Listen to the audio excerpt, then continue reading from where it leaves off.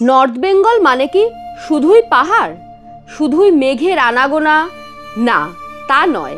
North Bengal মানে ঘন সবুজ জঙ্গল, রোমহর্ষক অভিজ্ঞতা, সাধারণ জনজীবন। নর্থ বেঙ্গল মানে আমাদের প্রিয় সুন্দরী ডুয়ার্স। আজ সেই ডুয়ার্সেরই একটি জায়গায় ঘুরতে যাব আমরা, যেখানে থাকার জন্য রয়েছে দারুণ সুন্দর রিসর্ট, ঘোরার জন্য পাবেন ঘন জঙ্গল, পাহাড়ি খরস্রোতা নদী, এছাড়াও পাবেন ঘন জঙ্গলের মধ্যে দিয়ে মাঝরাতে এক রোমহর্ষক জার্নির অভিজ্ঞতা। ডুয়ার্সের আর 5টা গতানুগতিক ভিডিও থেকে এই ভিডিওটা কিন্তু একটু আলাদা। কি শুনেই মনে হচ্ছে না কেমন সেই অভিজ্ঞতা? চলুন শেয়ার করি আপনাদের সাথে।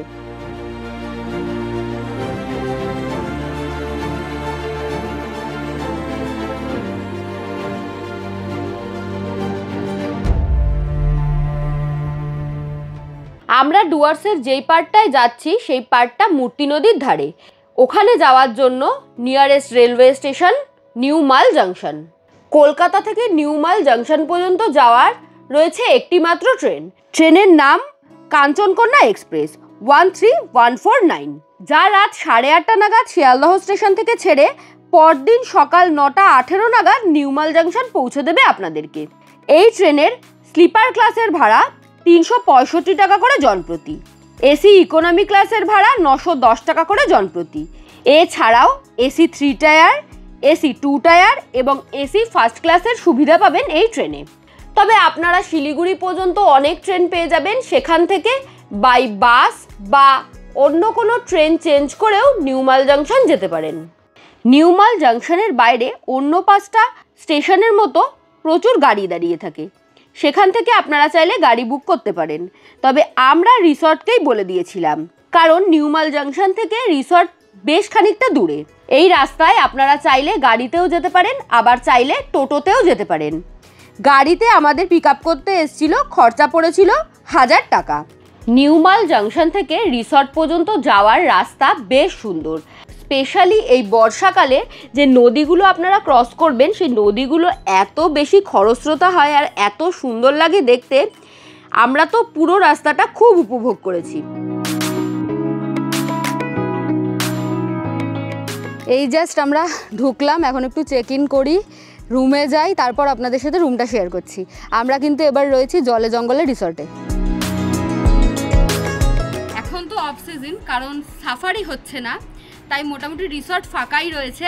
এইদিকেও একটা রুম রয়েছে আর এদিকেও একটা রুম রয়েছে। এই রুমটাই এসি রয়েছে, তাই এই রুমটা আমরা নিয়েছি। আসুন, বেশ বড় মাপের একটা রুম। এই যে এখানে কি সুন্দর একটা বড় বেড রয়েছে, দেখুন বেডটা বেশ বড়। দুজন বড় এবং একজন ছোট আরামসে অ্যাডজাস্ট হয়ে যাবেন। বেডের ওপরে সমস্ত বেসিক ফ্যাসিলিটি যেগুলো লাগে আর কি, কম্বল, পিলো রয়েছে, এছাড়া টাওয়াল, সাবান, শ্যাম্পু সমস্ত কিছু প্রোভাইড করেছে। এদিকে রুমে একটা ডেস্ক টাইপের রয়েছে, টুকটাক জিনিসপত্র রাখতে পারবেন। এখানে একটা মিরর রয়েছে, ফ্যান রয়েছে আর এসি রয়েছে। এটা এসি কটেজ। এদিকটাতে একটা সুন্দর ডেস্ক টাইপের রয়েছে, তার সাথে একটা ক্যাবিনেট রয়েছে, ওই আলমারি টাইপের জিনিসপত্র রাখা যাবে। রুমে বেশ অনেকগুলো প্লাগ পয়েন্ট চোখে পড়লো আমার। আর এই হলো ওনাদের ইনহাউস ডাইনিং এর মেনু কার্ড। আপনারা আপনাদের মতো অর্ডার করতে পারেন। যদিও আমরা এসছি প্যাকেজে, থাকা খাওয়া নিয়ে যে প্যাকেজ হয় তাতে আপনারা শুধু রুমও নিতে পারেন, তারপর আলাকাটে খাবার অর্ডার করে খেতে পারেন, আবার আমাদের মতো প্যাকেজেও আসতে পারেন। রুমটা কিন্তু বেশ সুন্দর সাজানো। ডুয়ার্সে না এই সময় বাইরে মানে দিনের বেলায় বাইরে বেশ গরম থাকে, তবে যেই সন্ধে নামে অমনি ওয়েদারটা পুরো চেঞ্জ হয়ে যায়। তো এই এসি রুমটা নেওয়া শুধুমাত্র সকালের জন্য, মানে এই ডে টাইমটার জন্য, কারণ রাত্রিবেলায় এসির প্রয়োজন হয় না, ফ্যান চালিয়েও কিছু না কিছু গায়ে দিতে হয়। এই নতুন রুমগুলোর যে স্পেশালিটি সেটা হলো এই দিকটা দেখুন পুরো কাচের। এই যে সুন্দর রিসর্টের আপনারা ভিউ পাবেন, খুব সুন্দর রিসর্টটা। আর এই কটেজগুলো কিন্তু কাঠের, পুরোটা কাঠের না হলেও কাঠের মানে উডেন ফিনিশ রয়েছে। এই হলো ওয়াশরুম, সমস্ত বেসিক ফ্যাসিলিটি দেখতে পাচ্ছি। এখানে ওয়াশ বেসিন, তার উপরে আছে মিরর, এখানে একটা সেলফ মতো করা আছে, এখানে বালতি, মগ, এখানে জামা কাপড় হ্যাং করার জন্য হ্যাঙ্গার, ঠান্ডা জল গরম জলের কল, ওয়েস্টার্ন টয়লেট সিটের ফেসিলিটি আছে, গিজার, আর এখানে আছে শাওয়ারের ব্যবস্থা। একটু ফ্রেশ হয়ে নিলাম, এখন যাব লাঞ্চ করতে, কারণ প্রচণ্ড জোরে খিদে পেয়ে গেছে। এই হলো ডাইনিং হল, চলুন ভেতরটা দেখিয়ে নিয়ে আসি আপনাদের। অনেকজন মিলে বসে একসাথে খেতে পারবেন। দেখুন এখানে রয়েছে ভাত, এটা হচ্ছে পটল দিয়ে পোস্ত দিয়ে, এখানে পাঁপড় ভাজা, ডাল, ভেন্ডি ভাজা, এখানে রয়েছে পেঁয়াজ, লেবু, লঙ্কা, এখানে রয়েছে চাটনি। যারা ননভেজ খাবেন, মানে বেশিরভাগ লোকই ননভেজ খান, তাদেরকে দুপুরে মাছ দেওয়া হয়। আর আমি যেহেতু মাছ খাই না, আমাকে পনির দিয়েছে। মাছ, ডিম, পনির এগুলোর মধ্যে অর থাকে, যে যেরকম খান আর কি সেটা বলে দিলে ওনারা অ্যারেঞ্জ করে দেবে। সমস্ত কিছু দিয়ে ট্রাই করলাম, সমস্ত খাবার একদম ঘরোয়া এবং ভীষণ তৃপ্তি দিল আর কি। এত দূর থেকে এসে জার্নি করে খিদে পেয়েছে, তখন যদি খাবারটা ভালো না হয়, মানে খাবারটা যদি মন মতো না হয়, তাহলে না ভালো লাগে না। আমাদের রুমের নাম হচ্ছে মেহগিনি। এরকম বিভিন্ন রুম আছে, বিভিন্ন রুমের নামও আছে। সন্ধে তো হয়েই গেছে। সন্ধে নামার সাথে সাথে কিন্তু ওয়েদারে একটা আমূল পরিবর্তন এসছে, ওয়েদার বেশ ঠান্ডা হয়ে গেছে। এখন আমাদের রুমে ইভিনিং স্ন্যাক্স এসছে, স্ন্যাক্সটা আমরা রুমেই এনজয় করব ডিসাইড করলাম, তারপর বাইরেটা আপনাদের সাথে শেয়ার করব। এই যে ইভিনিং স্ন্যাক্সে রয়েছে ভেজ পকোড়া আর চা। ওনাদের এখানে চা দেওয়ার সিস্টেমটা বেশ ভালো, ফ্লাক্সে করে দেয়, তাতে আপনি একটু পরে চাটা খেলেও আপনার কোনো অসুবিধা হবে না। চা, পকোড়া এগুলো খেয়ে আমরা এই রিসর্টটা না অনেকটা বড়, আর মাঝখানটাতে একটা বেশ বড় গ্রাউন্ড রয়েছে, ছাতা দিয়ে বসার জায়গা টায়গা করা রয়েছে। তো এই জায়গাটা আমরা একটু বেরিয়েছি, কতক্ষণই বা ঘরে থাকবো বলুন। গান ঠান চালিয়ে আপনারা আপনাদের মতো মজা করতে পারেন। তবে একটা কথা আমি বলবো, সেটা হলো এটা তো জঙ্গল, আর জঙ্গলের পরিবেশটাকে সেরকমই রাখা উচিত। তাই খুব লাউডলি মিউজিক বাজানো বা অনেক রাত পর্যন্ত পার্টি করা এগুলো একটু না করাই ভালো। যেটা আপনাদেরকে বলার সেটা হলো, প্রথম দিন যেদিন আপনারা আসবেন, যেরকম আমরা আজকে এসছি, যদি সেই সময় সাফারি খোলা থাকে, মানে সাফারি চলে, সেই সময় তো আপনারা সাফারি করতে পারবেন, ইভিনিং সাফারিটা।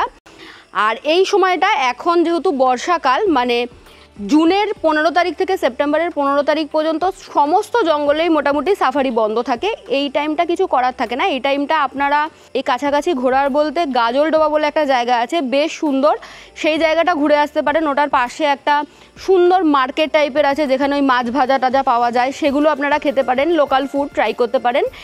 এইটা আপনারা করতে পারেন। ডুয়ার্সে যেহেতু অন্ধকার নামার পরে কিছু সেরকম একটা করার থাকে না, তো সেক্ষেত্রে ওনাদের এই যে গ্রাউন্ডটা রয়েছে, এখানে ওনারা নেট ঠেট টানিয়ে দিতে পারে, আপনারা ব্যাডমিন্টন খেলতে পারেন। এছাড়া ছোট বাচ্চাদের জন্য খুব ভালো, অনেকটা ফাঁকা জায়গা রয়েছে, আপনারা কিন্তু আপনাদের মতো এনজয় করতেই পারবেন।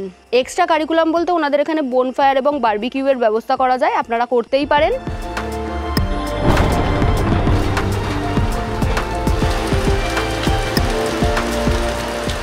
প্রচণ্ড বৃষ্টি পড়ছে বাইরে, বাজ পড়ছে, বিদ্যুৎ চমকাচ্ছে, বিভৎস খারাপ অবস্থা। এর মধ্যে ডিনার এসছে আমাদের রুমেই, আমরা রুমেই খাওয়া দাওয়া করবো।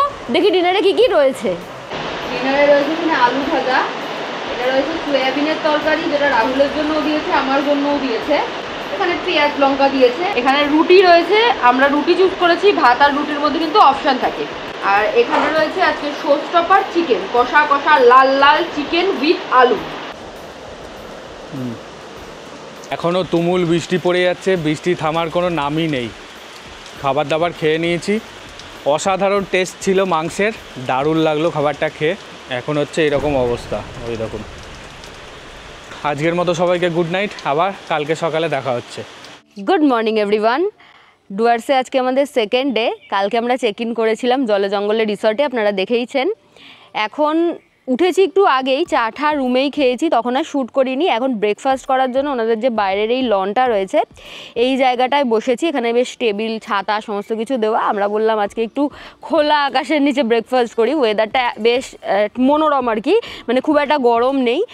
আর আরও একটা কারণ হচ্ছে এত সকাল সকাল ব্রেকফাস্ট করার কারণ, আমরা আজকে বেরোবো, একটা নতুন সাইট সিন করবো, যেটা আমাদের চ্যানেলে আপনারা প্রথমবার দেখতে পারবেন। এর আগে এই জায়গায় আমি আর রাহুল কেউই কখনো যাইনি। চলুন ব্রেকফাস্টটা করে নিই, তারপর গিয়ে ওই জায়গায় কি কি আছে সেগুলো এক্সপ্লোর করবো একসাথে। ব্রেকফাস্টে অনেক কিছু অপশান থাকে, তবে আমরা রুটি চুজ করেছি। এই যেখানে রয়েছে ব্রেকফাস্ট, সাদা আলুর তরকারি, মটরশুঁটি দিয়ে দেখতে পাচ্ছি, আর তার সাথে হচ্ছে রুটি, আর এখানে রয়েছে ডিম সেদ্ধ। আপনারা ব্রেড বাটার নিতে পারেন, এছাড়া লুচি তরকারি নিতে পারেন, এরকম বিভিন্ন অপশান থাকে। আমরা আজকে যাব চামুরচি ভুটান বলে, এখানে একটা জায়গা আছে, ইন্ডিয়া ভুটানের বর্ডার, সেইখানেই যাব। চলুন। আমাদের রিসর্ট থেকে এই চামুরচি ভুটান গেটের দূরত্ব প্রায় 43 কিলোমিটার মতো। গুগল ম্যাপে সময় দেখাচ্ছে ঘন্টাখানেক। কতক্ষণ টাইম লাগবে দাদা? দাদা বল 1.5 ঘন্টা দেবে এখন। আচ্ছা, 1 থেকে 1.5 ঘন্টা। আমরা এখন যে রাস্তা দিয়ে যাচ্ছি, বাঁ দিকের ফরেস্টটার নাম হচ্ছে চাপড়ামারি ফরেস্ট আর ডান দিকের ফরেস্টটার নাম হচ্ছে গরুমারা ফরেস্ট। মানে একটা রাস্তা দিয়ে গেলে আপনারা দুটো ফরেস্ট দেখতে পাবেন।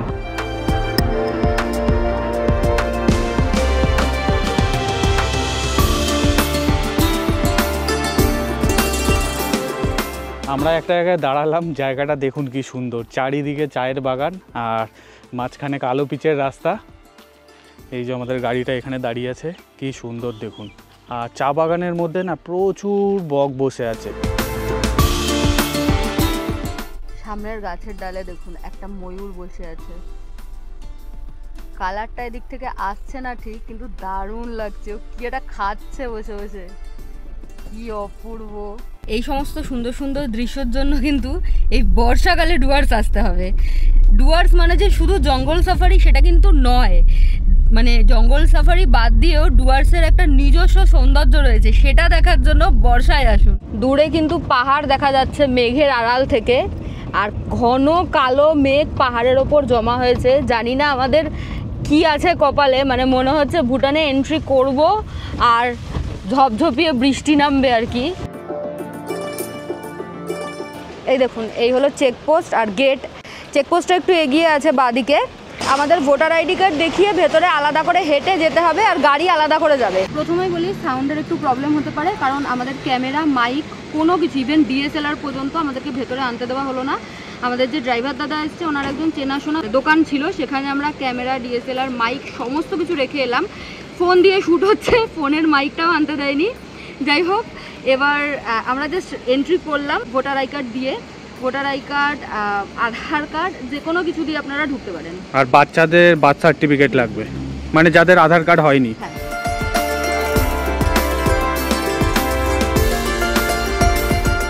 ফাইনালি আমরা ভুটানে এন্টার করে গেছি।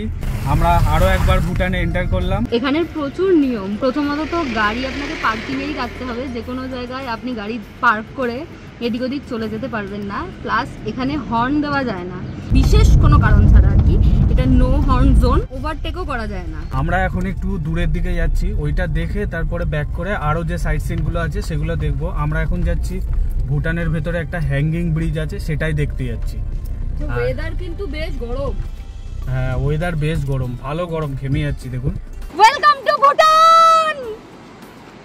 সেকেন্ড টাইম এটা আমাদের ভুটানে এন্ট্রি। আমি এখন যেখানে দাঁড়িয়ে আছি, এখানে 3টে হ্যাঙ্গিং ব্রিজ রয়েছে। এইদিকে একটা রয়েছে, আপনারা দেখতে পাচ্ছেন, আর এইদিকে দুটো রয়েছে। তবে আমার জন্য যেটা সুবিধা হবে সেটা হলো এই যে এই ছোট হ্যাঙ্গিং ব্রিজটা, এটা এই দিক দিয়ে চলে যাওয়া যাবে, এইটাতে ওঠাটা আর কি। এবার আমরা ওই দিকটায় যাবো। নিচ থেকে একটা নদী বয়ে যাচ্ছে, খুব সুন্দর নদীর আওয়াজটা আসছে। চলুন।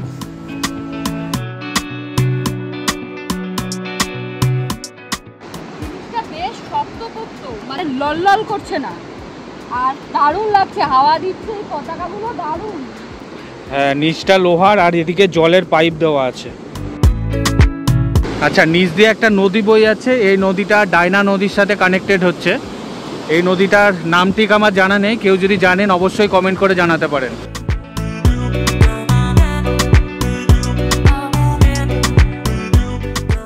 দাদা আমাদেরকে গাইড করে নিয়ে যাচ্ছে, ওই দিকটায় যাবো আমরা, প্ল্যান করেছি। চলুন।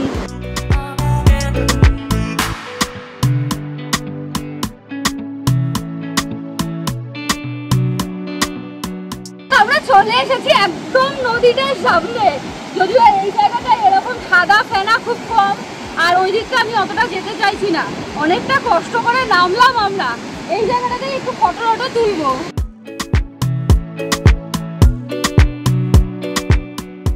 প্রচন্ড ঠান্ডা জল, কিন্তু বেশ মজা লাগছে, আরাম লাগছে। এখানকার রাস্তাটা খুবই ডেঞ্জার, মানে যারাই আসুন না কেন সাবধানে আসবেন। এরকম পাথর বেয়ে বেয়ে যেতে হবে আপনাদেরকে।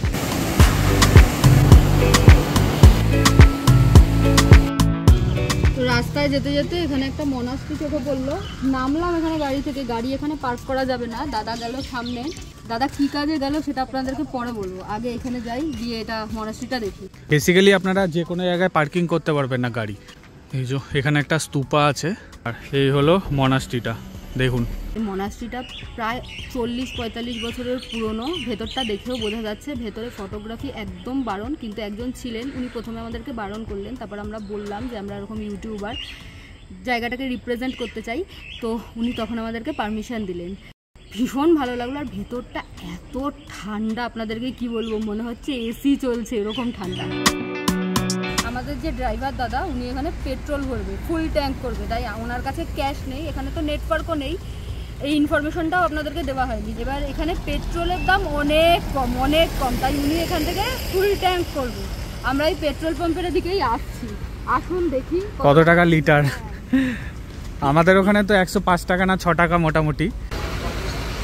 পেট্রোলের দাম মাত্র 60 টাকা 37 পয়সা, মানে পার লিটার। এই যে এটা হলো পার্কিং, এখানে আমাদের গাড়িটা রাখলো দাদা। এবারে আমরা পায়ে হেঁটে সমস্ত জায়গায় ঘুরে ঘুরে দেখব।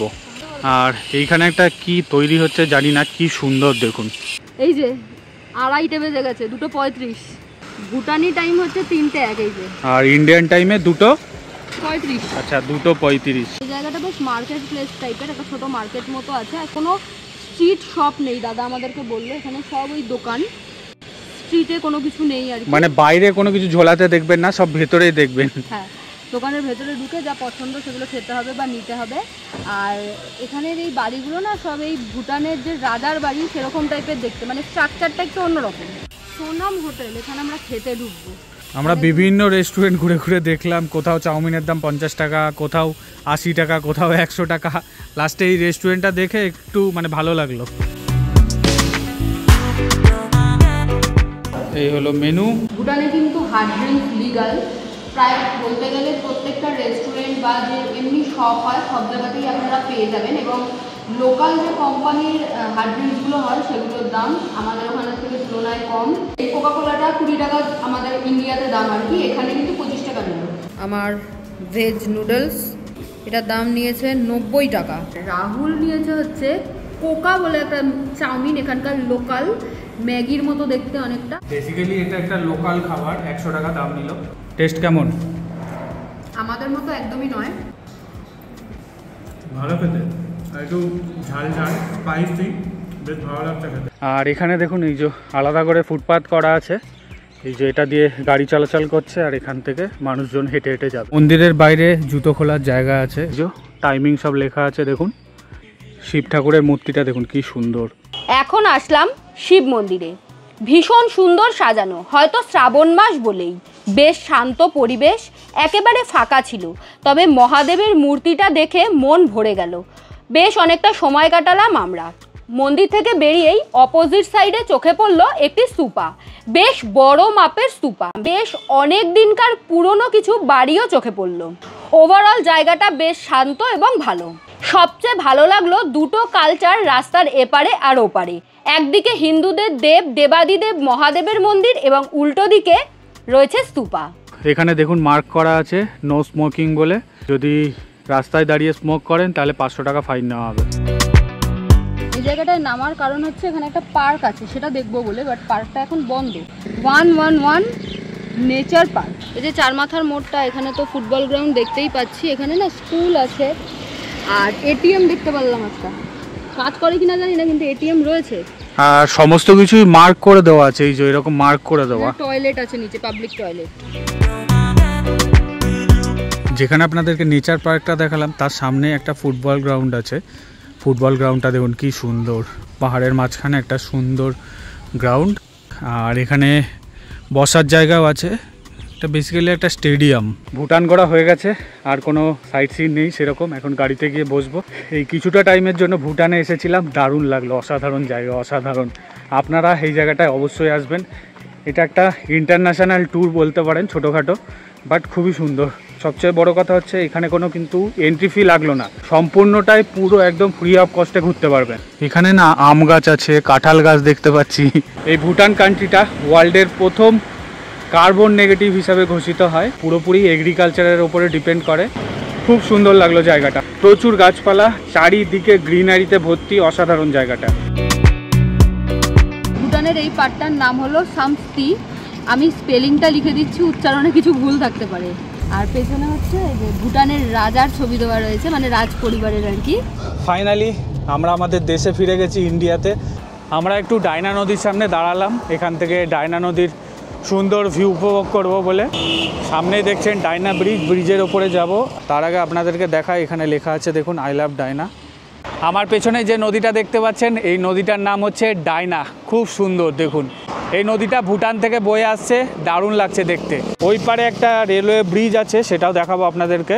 চামুরচি ভুটানের এই ট্যুরটা করতে আমাদের গাড়ি ভাড়া পড়েছিল 3000 টাকা। এই ভাড়া কিন্তু সিজন অনুযায়ী ভ্যারি করে। আমরা আমাদের রিসর্টে ফিরে এসেছি।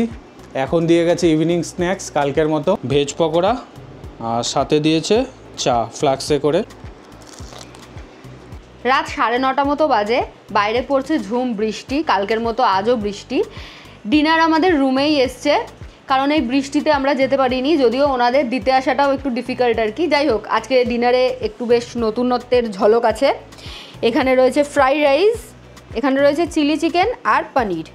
এই হলো আজকের আমাদের ডিনারটা আমরা করে নিই, দেখা যাক বৃষ্টি কমে কিনা। এখন সময় হচ্ছে ওই 10:45 মতো, রাত 10:45 মতো। আমরা এখন বেরোচ্ছি জাস্ট এই জঙ্গলের যে রাস্তাটা রয়েছে, হাইওয়েটা, ওটা ধরে একটু যাব, দেখব কোনো পশু পাখির দেখা মেলে নাকি। আপনারাও যদি এই নাইট সাফারিটা করেন, মানে যতটা পারবেন তাড়াতাড়ি বেরোনোর চেষ্টা করবেন। মানে টর্চ হাতে বসে আছি, কোন দিকে কাজ করে জানি না। এতক্ষণ ধরে সুইচ দিতে পারছিল না, আবার দাদা আবার সুইচ দিয়ে দিল। পুরো চারিদিকে ঘুটঘুটে অন্ধকার, বৃষ্টির পরিমাণ ক্রমাগত বেড়েই যাচ্ছে। হেভি এক্সপিরিয়েন্স, দারুণ এক্সপিরিয়েন্স। আপনারা আসলে অবশ্যই ট্রাই করবেন।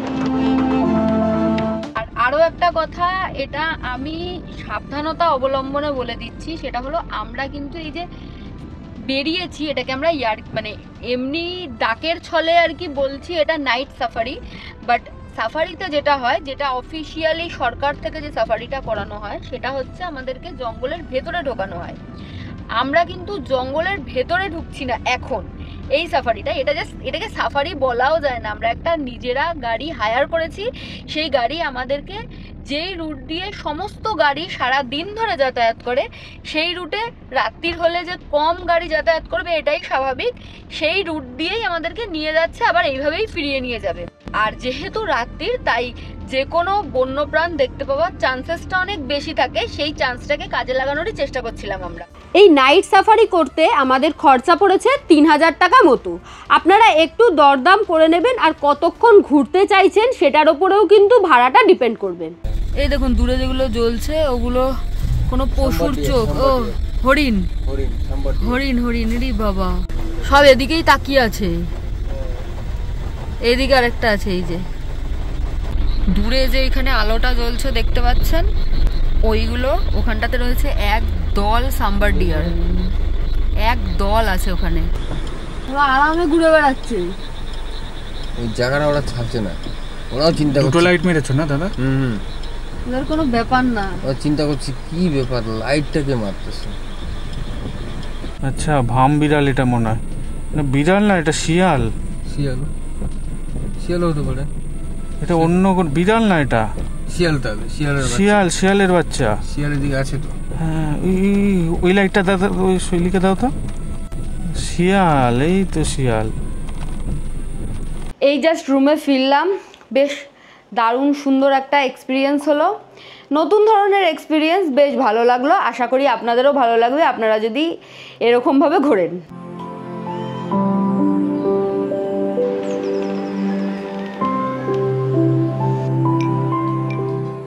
Good morning everyone.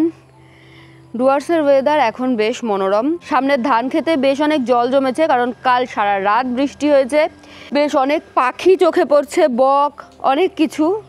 সকাল সকাল ঘুম থেকে উঠে এরকম শান্ত নিরিবিলি একটা পরিবেশ বেশ উপভোগ করছি আমি। সকালের দিকে হাতে বেশ খানিকটা সময় রয়েছে, তাই ভাবলাম রিসর্টটা আপনাদেরকে একটু ঘুরিয়ে দেখাই।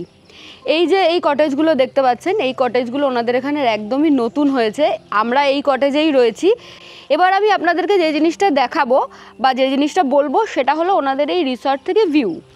এই যে দেখতে পাচ্ছেন, এদিকে একটা গ্রামের ভিউ রয়েছে, মানে রিসর্টের জমির পরেই রয়েছে ধানের জমি, তারপরে রাস্তা, তারপরে আরও কিছুটা জমি রয়েছে যেখানে বাড়িঘর রয়েছে। তারপরে রয়েছে নদী, মানে মূর্তি নদী, এবং মূর্তি নদীর ওপাশেই হচ্ছে জঙ্গল। ওনাদের রিসর্টে অন্য 5টা রিসর্টের মতো বিভিন্ন ক্যাটাগরির রুম রয়েছে। যখন আপনারা বুকিং করবেন তখন ওনাদের কাছে ফটো চাইবেন, ওনারা আপনাদেরকে ডিটেলে ফটো পাঠিয়ে দেবে। আমরা যে কটেজগুলোতে রয়েছি ঠিক তার সামনে এখানটাতে রয়েছে একটা কাঠের কটেজ, যেখানে 2টো রুম রয়েছে। ভীষণ সুন্দর এই কাঠের কটেজ। এর আগের বার আমরা এই কাঠের কটেজে ছিলাম, এখানে থাকার অভিজ্ঞতা বেশ অন্যরকম। আর যেহেতু এই কাঠের কটেজটা দোতলা, তাই ওপরের যে রুমটা আছে সেই রুমের ব্যালকানি থেকে দারুণ সুন্দর ভিউ পাওয়া যায় আর কি। যদিও নিচের ব্যালকানি উপরের ব্যালকানি দুটো থেকে সেমই ভিউ পাওয়া যায়, তবু যে কোনো জিনিস ওপর থেকে দেখলে একটু বেশি ভালো লাগে। রিসর্টের এই দিকটায় বেশ বড় একটা ফাঁকা জায়গা রয়েছে, লন টাইপের। এখানে বিভিন্ন বসার জায়গা রয়েছে, দোলনা রয়েছে, বেশ অনেকটা ফাঁকা জায়গা যেখানে আপনারা বারবিকিউ, বোনফায়ার এই সমস্ত কিছু করতে পারবেন। বেশ সুন্দর এই দিকটা। এই হলো দোলনা। আর ওনাদের রিসেপশনটাও কিন্তু ভীষণ সুন্দর, ছোট্ট কিন্তু খুব সুন্দর। এছাড়া গেট থেকে ঢুকে ডান হাতে ওনাদের একটা বিল্ডিং রয়েছে। এই বিল্ডিংটা বেশ পুরনো, মানে এটা ওনাদের প্রথম দিককার বিল্ডিং আর কি। এই দিক থেকেও কিন্তু পেছনের ধান ক্ষেতের জমি এবং মূর্তি নদীর ভিউ আপনারা পাবেন। বেশ ভালো, এই দিকের কটেজটাও খুব সুন্দর। আর বাইরে একটা বেশ নিজস্ব বসার জায়গা মতো করা আছে। যারা ওই দিকে থাকবেন আর কি, তারা ওই ওপরটায় দুপুরবেলায় গল্প করতে পারবেন বা বিকেলবেলায়। এখান থেকে একটা চা বাগানও দেখা যায় সামনেই। বেশ সুন্দর, বেশ ভালো লাগবে আপনাদের এই রিসর্টে আসতে। আর স্পেশালি যদি আপনারা একটু গ্রাম্য পরিবেশ পছন্দ করেন তাহলে তো আর কোনো কথাই নেই। ওনাদের গেট থেকে বেরোলেই সামনে এই যে একটা ছোট্ট চা বাগান আছে, এটা দেখতে বেশ ভালো লাগে। ওনাদের এখানে রুমের ভাড়া শুরু হয়ে যায় 2000 টাকা থেকে। এটা নন এসি রুমের ভাড়া। এসি রুমের ভাড়া 500 টাকা এক্সট্রা। আপনারা চাইলে থাকা এবং খাওয়া নিয়ে প্যাকেজও করতে পারেন। সেক্ষেত্রে পার হেড পার ডে 1600 টাকা করে খরচা পড়বে। সমস্ত ভাড়াই সিজন অনুযায়ী বাড়ে ও কমে। বিস্তারিত জানার জন্য স্ক্রিনে দেওয়া নাম্বারে যোগাযোগ করতে পারেন। তবে আমাদের ভিডিও দেখে যারা বুকিং করবেন, মানে আমাদের চ্যানেলের নাম নিয়ে, তাদেরকে অ্যাডিশনাল 10% ডিসকাউন্ট দেওয়া হবে। এই রিসর্টে ওয়াইফাইয়ের ফেসিলিটি আছে, অনেকেই আছেন ওয়ার্ক ফ্রম হোম করেন।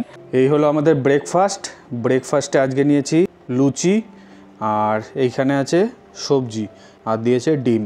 এখন আমরা চেক আউট করে বেরোচ্ছি, গাড়ি আমাদের চলে এসছে। তবে এখন আমরা সোজা স্টেশন যাব না, যাব একটু এখানে কাছে, যার নামে এই জায়গাটার নাম মূর্তি নদী, সেই মূর্তি নদীর সামনে।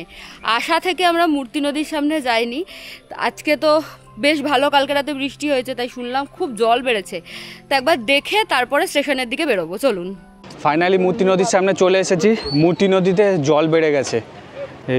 এই হলো মূর্তি নদীর এখন কন্ডিশন। কি সুন্দর দেখুন। আর এদিকে মাছ ধরছে এই যে দাদারা, দারুণ লাগছে দেখতে। আর ওইদিকে পাহাড়ের ভিউটা দেখুন, পাহাড়ের গায়ে মেঘগুলো জমে আছে, অসাধারণ দেখতে লাগছে।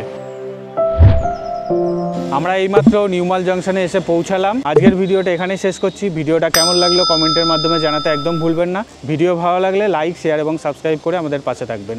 Thank you for watching.